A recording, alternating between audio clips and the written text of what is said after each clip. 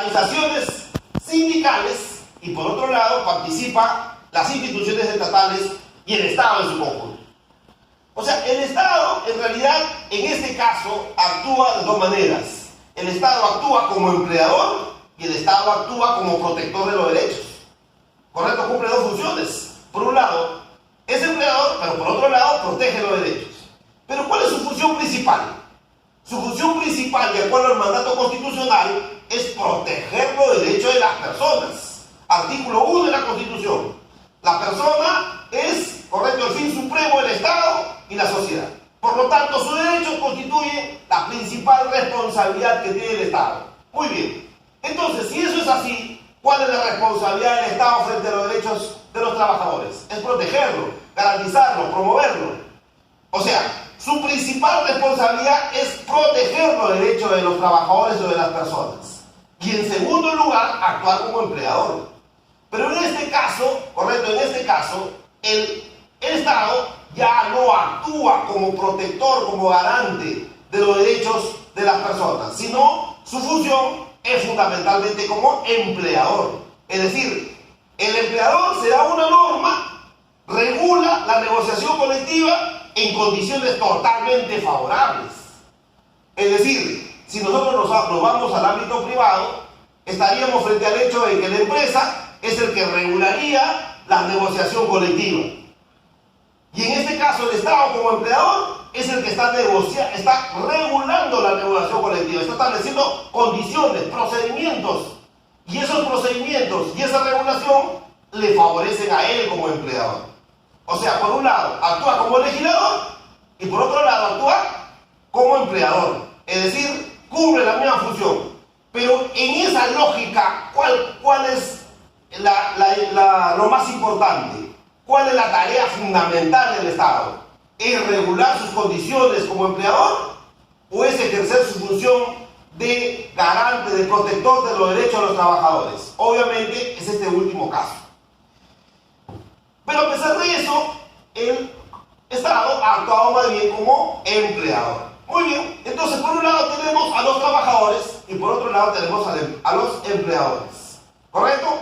Los trabajadores expresados, representados por su organización sindical, y el empleador representado por el Estado. ¿Y quiénes son el Estado? Los gobiernos locales, los gobiernos regionales, los funcionarios del ministerio, los funcionarios del Poder Ejecutivo, los funcionarios del Parlamento, los funcionarios del Poder Judicial, los funcionarios de los organismos autónomos, o sea, todos ellos son el Estado. No nos equivoquemos, son el Estado. O sea, el empleador último, ¿qué es? El Estado. Entonces, el Estado aquí está actuando como empleador. Subrayemos eso. Empleador. ¿Correcto? Muy bien. Entonces, recapitulando. ¿Quiénes participan en la negociación? Por un lado, los trabajadores expresados y representados por sus organizaciones sindicales. ¿Correcto? Y por otro lado, el empleador. ¿Correcto? Las múltiples instituciones que ya hemos señalado. Muy bien. Esta instancia, estas partes, que son las partes, van a dinamizarse o van a participar o van a intervenir en la negociación a través de un mecanismo. En el ámbito privado vamos a encontrar que ese mecanismo es la comisión negociadora. La comisión negociadora es la instancia máxima de decisión en la negociación. Y la comisión negociadora, como máxima instancia de negociación, goza, correcto, de capacidad resolutiva, goza de independencia para la toma de decisiones, goza de autonomía para la toma de decisiones y goza de capacidad negociadora. No puede haber comisión negociadora si no puede negociar, su propio nombre lo dice, ¿correcto? Pero aquí ya no se llama comisión negociadora, aquí se llama comisión ad hoc. ¿Comisión ad hoc? Bueno, antes en los procesos de negociación se llamaban comisiones paritarias. Quienes tienen experiencia de negociación en el sector público van a encontrar de que la comisión negociadora en realidad era una comisión paritaria. ¿Y por qué una comisión paritaria? ¿Por qué se decía comisión paritaria? Porque eran pares, correcto, eran iguales, porque estábamos en un proceso de diálogo y las partes aquí tenían las mismas condiciones, el mismo nivel y la misma capacidad de decisión. No es que yo era el gerente de recursos humanos, yo era el gerente municipal o yo era el director ejecutivo de tal institución. No, no, no. Aquí todos los miembros de la comisión son iguales. Principio de equidad, ¿correcto? Principio de igualdad. Pero además de ser iguales, tenían autonomía e independencia para tomar decisiones. O sea, tenían capacidad resolutiva. La máxima instancia en la negociación. No había otro que observara, ¿correcto? Subrayen eso. Máxima instancia de decisión en el proceso de negociación colectiva. ¿Qué dice esa norma? Esta norma dice, ya no dice comisión negociadora, ya no dice comisión paritaria. ¿Qué dice? Comisión ad hoc. Bueno, comisión ad hoc, ¿cómo lo entendemos? Una comisión ad hoc es una comisión cuya finalidad es específica, ¿correcto? Y se entiende de que la finalidad es dirigir el proceso de negociación. Pero así lo llamen comisión ad hoc, sigue siendo por naturaleza comisión negociadora, ¿correcto? Y si es comisión negociadora, tiene capacidad resolutiva por principio, tiene autonomía por principio, tiene libertad de negociación por principio, tiene independencia por principio, ¿correcto? Muy bien. Sin embargo, esta norma restringe la capacidad de decisión de la comisión negociadora. Le dice, tú puedes negociar, tú puedes resolver, pero sobre determinadas condiciones. Lo que quiere decir que esas determinadas condiciones se convierten en mecanismos restrictivos. ¿Y quién le pone esas condiciones restrictivas? El Ministerio de Economía. Y el Ministerio de Economía ahora se convierte en el principal actor de la negociación. ¿Y por qué decimos en el principal actor de la negociación? Porque de acuerdo a lo que dice el decreto de urgencia 014, el Ministerio de Economía tiene que emitir un informe económico-financiero. ¿Correcto? Un informe económico-financiero. Y este informe económico-financiero establece las condiciones de negociación, establece los límites de negociación. La pregunta es, ¿y el Ministerio de Economía a quién representa? Al empleador, ¿correcto? ¿Y quién participa en la comisión negociadora? El empleador. Y si el Ministerio de Economía dice que a través de su informe económico financiero establece los límites y las condiciones negociadoras, pregunta, ¿quién está estableciendo las condiciones de negociación? El empleador. Entonces, este principio de libertad de negociación, o del principio de autonomía de negociación, o del principio de independencia de la comisión negociadora, o sea, de saque, ya la comisión negociadora no tiene capacidad de decisión. Ahora, ¿quién le va a imponer las condiciones negociadoras? El Ministerio de Economía a través del informe económico financiero. Pero ahí no queda la cosa. La cosa es que si la comisión negociadora, en ejercicio del principio de autonomía, de independencia y libertad para negociar, ¿qué hace? Establece criterios y acuerdos que están por encima de lo establecido por el informe económico financiero.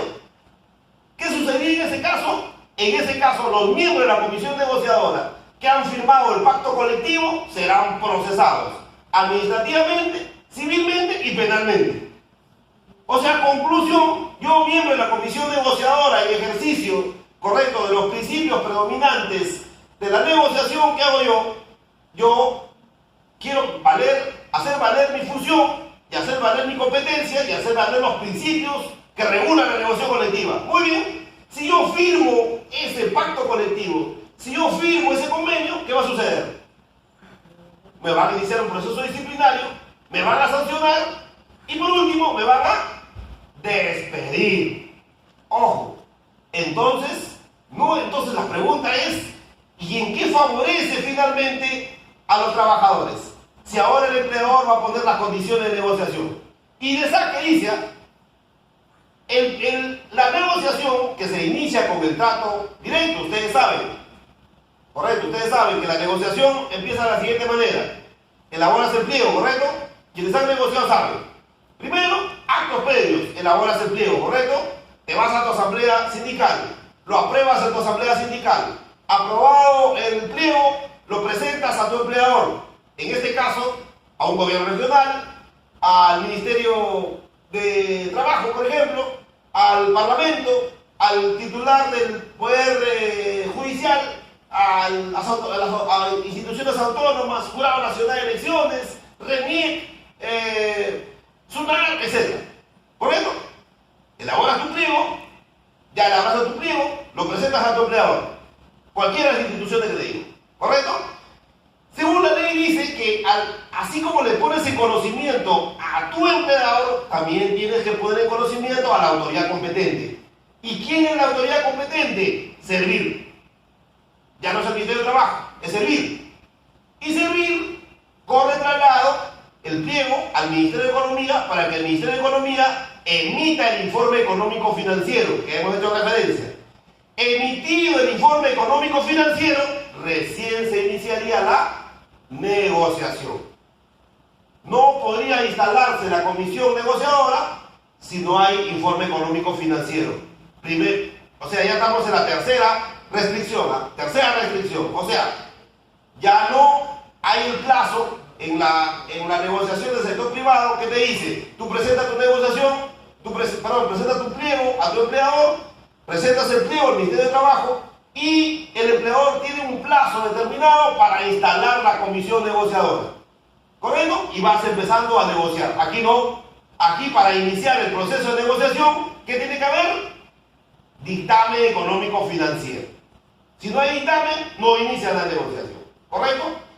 Entonces ustedes se pueden imaginar, si tú presentas tu pliego, lo van a presentar al Servir y de ahí lo mandan al Ministerio de Economía. ¿Sabes cuánto se van a demorar con tu informe económico financiero? O sea, ahí ya tenemos un problema grande.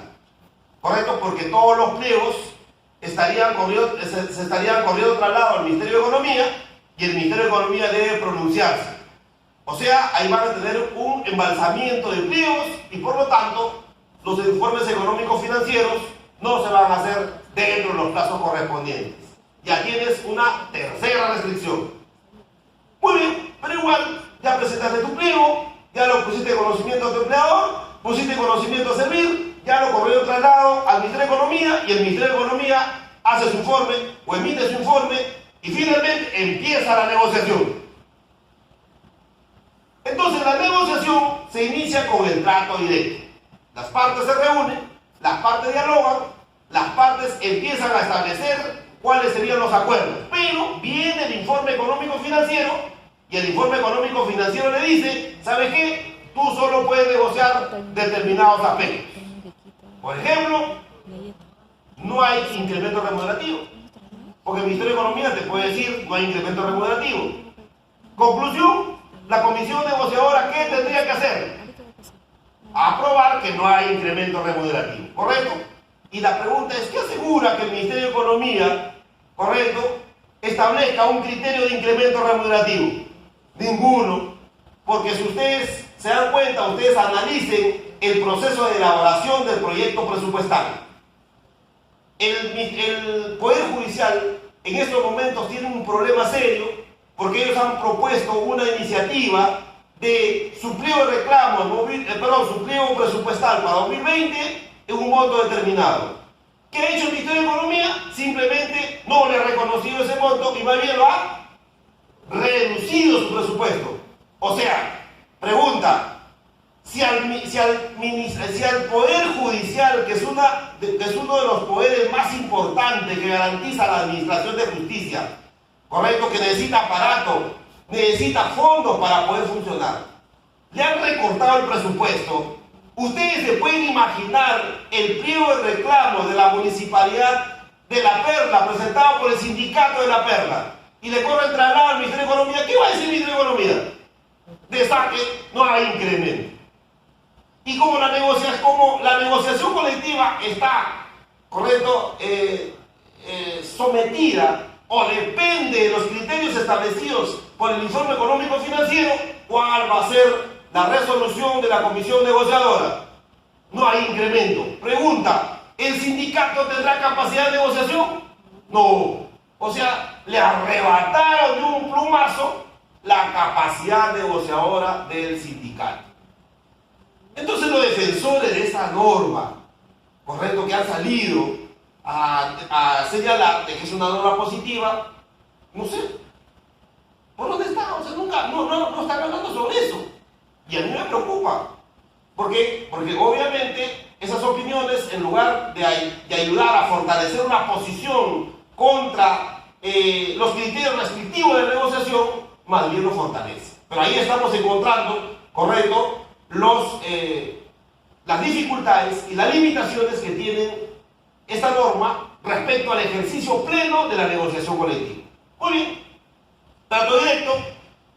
Si está en la comisión negociadora, se emite el informe económico financiero, el Ministerio de Economía establece las condiciones, la comisión negociadora solo podrá negociar respecto a las condiciones y criterios establecidos por el empleador. En este caso, el Ministerio de Economía y Finanzas. Muy bien. No hay acuerdo, el sindicato se opone, no estamos de acuerdo, se rompe el trato directo. Y quienes tienen experiencia de negociación saben que al romperse el trato directo o al ponerse fin el trato directo corresponde la etapa de conciliación. Y en este caso, ¿quién es la autoridad que va a conducir la etapa de conciliación?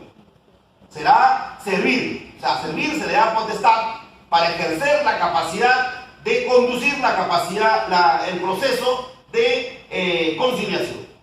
Y el proceso de conciliación se diferencia con la etapa de trato directo, es que en el trato directo las partes negocian, las partes se acuerdan, las partes establecen criterios correctos que les convienen mutuamente y finalmente hacen el acuerdo.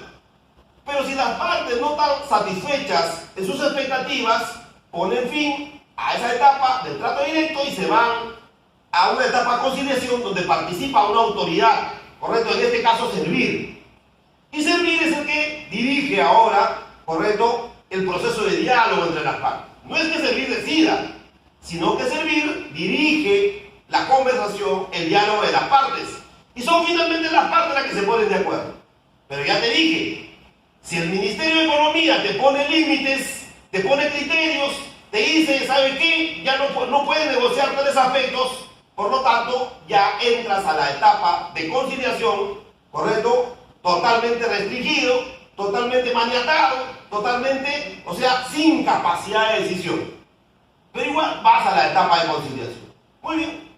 En la etapa de conciliación tampoco hay acuerdo. No hay acuerdo. Tampoco no hay acuerdo. Y aquí tenemos otro problema. De acuerdo al proceso general de negociación, es pliego, presentación de pliego, trato directo, conciliación, o sea, trato directo, si no hay acuerdo al trato directo, conciliación. Si no hay acuerdo en la conciliación, tú tienes dos vías para solucionar el problema. O te vas a la huelga, ¿correcto? Te vas a la huelga, o te vas al proceso arbitral. ¿Correcto? Eso es lo que sucede en el ámbito privado.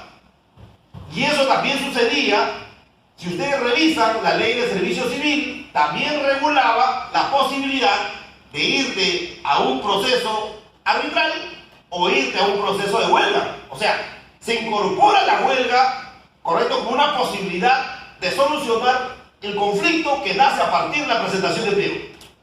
Pero aquí no.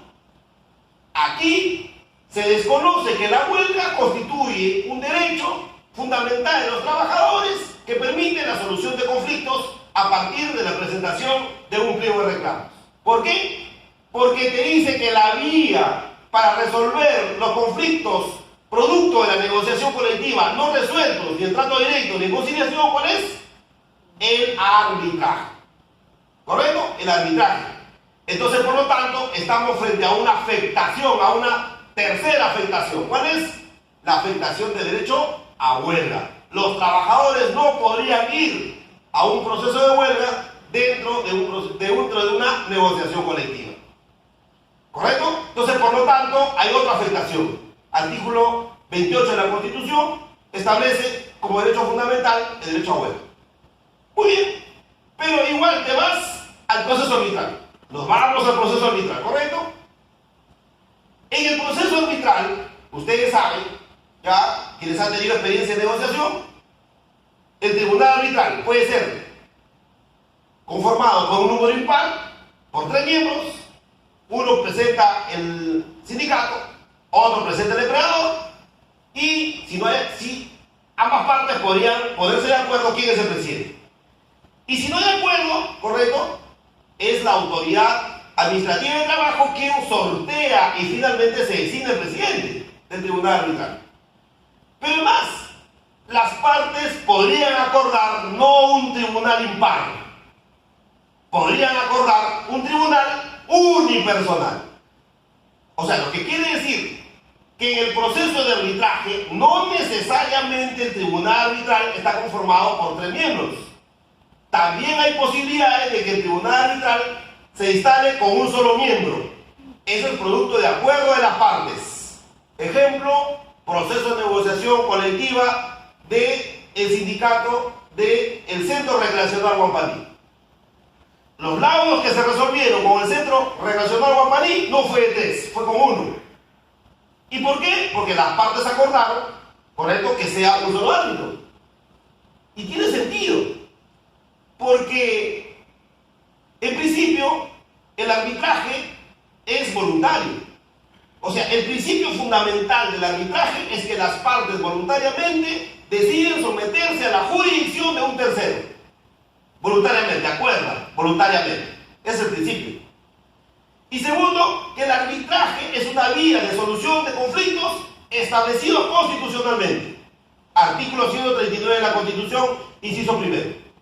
¿Correcto? Entonces, por lo tanto, el arbitraje está reconocido constitucionalmente, es una vía de solución de conflictos, pero el principio fundamental del arbitraje es voluntario. ¿Estamos de acuerdo? Sin embargo, producto de una sentencia que emite el Tribunal Constitucional, se crea el famoso arbitraje potestativo a partir del año 2009 en adelante. Y hoy día estamos frente a un arbitraje potestativo. Y en el arbitraje potestativo, el principio de voluntad de las partes no necesariamente es la que se impone, sino fundamentalmente la decisión de una de ellas de someter, correcto, el conflicto que nace a partir de la presentación de pliego a un tribunal arbitral. Basta que una de las partes decida someterse o solucionar el conflicto a través de un proceso arbitral para que la otra parte se someta, ¿correcto? El proceso de arbitraje potestativo. Pero para ir a un proceso de arbitraje potestativo había que sustentarlo. Ahí aparece lo que se conoce como las prácticas de mala fe o los actos de mala fe. ¿Y los actos de mala fe qué cosas son? Los actos de mala fe son aquellas conductas de las partes, aquellas acciones de las partes, aquellas actitudes que las partes asumen contra el proceso de negociación. Porque hay un principio fundamental también que no he hecho referencia, que es el principio de buena fe. O sea, hay libertad, hay autonomía, hay independencia, hay transparencia en la información y además hay buena fe. Lo que quiere decir que las partes deben actuar con buena fe para llegar a acuerdos adecuados que les favorezca a ambos. Sin embargo, una de las partes inicia un conjunto de acciones con el objetivo de entrampar la negociación. ¿Qué hace? Por ejemplo, no convoca la reunión de la comisión negociadora. Por ejemplo, incorpora temas que no estamos discutiendo en el pliego de reclamos. Es decir, busca entrampar de forma progresiva y sistemática el proceso de negociación. Y el entrampamiento del proceso de negociación tiene como objetivo hacerlo imposible.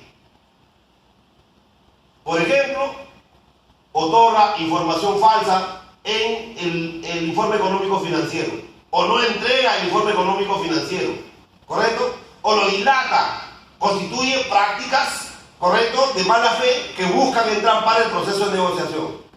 El empleador ¿correcto?, busca de alguna manera imponer criterio de negociación. Mira, imponer criterio de negociación. Y pregunta, ¿y qué situación, cómo lo podemos calificar el hecho de que el empleador en la negociación colectiva, que es el Estado, establezca un informe económico financiero y es en ese documento o ese mecanismo establezca los mecanismos de negociación? Le diga, ¿sabe qué? Solo ustedes pueden negociar a este límite. Solo pueden negociar bajo estas condiciones. Solo pueden tomar en cuenta estas consideraciones. ¿Cómo se llama eso? No se llama imposición. No se llama actos, correctos, que buscan y que atentan contra el principio de buena fe. Entonces, por lo tanto, el principio de buena fe de negociación en el sector público bajo lo regulado por el decreto de urgencia 014 simplemente deja de tener importancia. ¿Me puedo entender? Y en consecuencia la negociación deja de perder, pierde su naturaleza y se convierte en una imposición. Y la negociación no son imposiciones, sino ¿qué cosas son? Actos de mala fe y prácticas que atentan contra el proceso de negociación para hacernos imposible. ¿Correcto? Siendo ello así, dice nuestro reglamento jurídico, dice los principios, muy bien, me voy a un tribunal arbitral, dice el proceso de arbitraje potestativo, cuando hay acto de mala fe, cuando no hay buena fe para negociar, ¿qué hago? Suspendo la negociación tanto del trato directo o en la conciliación y me voy al arbitraje. Y el tribunal arbitral decide resolver la causa a través, correcto, de este proceso arbitral. Muy bien, eso es lo que dice en todo caso inicialmente, o lo que se estableció inicialmente en el proceso de arbitraje potestativo. Posteriormente se incorpora el criterio que no había necesidad de justificar el arbitraje. Basta solicitarlo para llevarlo a cabo. Eso es lo que dijo el Tribunal Constitucional posteriormente y es lo que se conoce como el arbitraje potestativo incausado. ¿Correcto? Muy bien, ahora con esta norma, las causas no resueltas en el proceso de negociación colectiva, tanto el trato directo o conciliación, la única vía es resolverlo por la vía arbitral. Pero te dice que el tribunal arbitral debe ser de 3, o sea, debe ser impar. Cuarta dificultad. Se borraron de un plumazo el tribunal arbitral unipersonal. O sea, ya no es posible que las partes pacten, correcto, que exista un solo árbitro para que resuelva la causa. ¿Y en dónde radica la importancia del tribunal unipersonal? En el tema oneroso. Porque un tribunal arbitral conformado por 3 es sumamente caro. Y un sindicato, correcto, no tiene los recursos porque el sindicato lo que vive es de las cuotas sindicales, tanto ordinarias como extraordinarias. Y para ir a un proceso de arbitraje tendrían que aprobar una cuota extraordinaria para pagar, correcto, a su árbitro, para pagar al presidente del tribunal arbitral, que es el 50%, y además para pagar a su soporte técnico. En conclusión, el arbitraje se convierte en una vía onerosa. Entonces, para reducir los gastos, ¿qué hago? Acuerdo un solo árbitro y simplemente le pago el 50% de su remuneración el sindicato y el otro 50% le paga él, el empleado. Y resuelto. Ya había experiencias. Correcto, había experiencias y favorables. Ojo, favorables. Porque muchos pueden decir, no, pero en un tribunal unipersonal basta que basta que el empleador lo presione y finalmente acuerde a favor del empleador, no, porque el árbitro está sometido, correcto, a determinados procedimientos establecidos por la norma. El árbitro no puede hacer lo que le da la gana. El árbitro está sometido a control además y puede ser sometido a un proceso penal. Muy bien. Entonces ya no existe la posibilidad de un arbitraje unipersonal. El arbitraje tiene que ser impar, de 3. Muy bien. Hasta ahí, bueno, es comprensible. Sigamos. En el proceso arbitral ya las partes no deciden. ¿Quién decide? El tribunal arbitral. Las partes que hacen sustentan sus posiciones. Sustenta el sindicato, sustente el empleador, ¿correcto? Y el tribunal arbitral resuelve. Pero ahora el tribunal arbitral no puede resolver sobre cualquier cosa. Tiene que resolver sobre lo que establece el informe económico financiero. ¿Correcto? O sea, así como la comisión negociadora que ahora le dice, ¿sabe qué? Tú no puedes negociar más allá de las condiciones establecidas por el informe económico financiero. Igualmente aquí, el tribunal arbitral no puede laudar más allá de las condiciones establecidas por el informe económico financiero. ¿Y qué pasa si el tribunal arbitral, en ejercicio de sus funciones y en aplicación de los principios generales de derecho y en función del principio de primacía constitucional, se aplica y se reconoce mejores beneficios que establece el informe económico financiero del MEF? Estos árbitros igualmente serán procesados administrativamente, civilmente y penalmente, ¿correcto? Y además serán, ¿correcto?, su registro será anulado. En consecuencia, el proceso arbitral se somete de nuevo a las condiciones establecidas por el empleador. Entonces, ¿quién está resolviendo en el fondo? ¿Está resolviendo el tribunal arbitral? No. ¿Está resolviendo las partes? No. ¿Quién está resolviendo? Solo una de las partes, que es el empleador. Y el empleador lo resuelve a través del informe económico financiero del MEF. Es decir, que el instrumento más importante que existe hoy día para la negociación colectiva dentro del sector público, según lo que establece el Decreto Supremo 014, es el informe económico financiero.